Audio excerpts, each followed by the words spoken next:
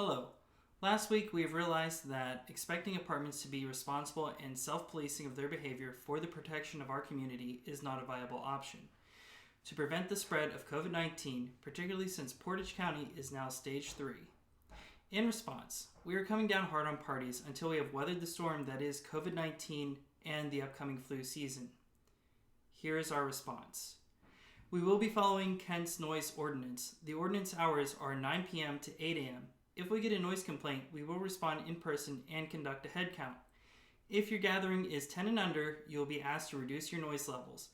If we have to return, you will be billed $75.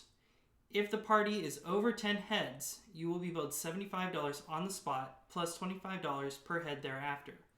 Regardless of mask or social distancing practices, you cannot have more than 10 people in your apartment.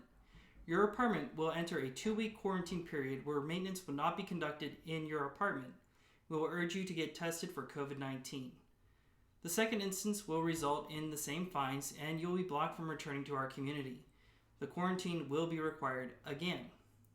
The third instance will result in all the fees described, a default fee of $300. We will refuse your rental payments. We will evict you through the court and send your debt directly to collections. The quarantine will last through your final days at Holly Park.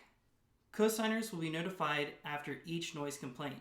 Co-signers, we are asking that you follow up with the tenants and explain the dangers they are exposing you, immunocompromised, and elderly family members to, in addition to the risk of being asymptomatic carriers.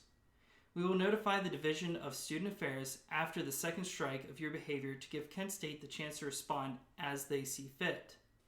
We understand the desire to be with friends, especially during times like these. We all want to return to how things were, where we could hug one another and see our relatives without the fear of them getting sick. We all want to return to in-person classes, sports, and graduation walks again. It is better to have some college experience rather than none at all. The only way to achieve this goal is by sacrificing some personal liberty and looking out for one another.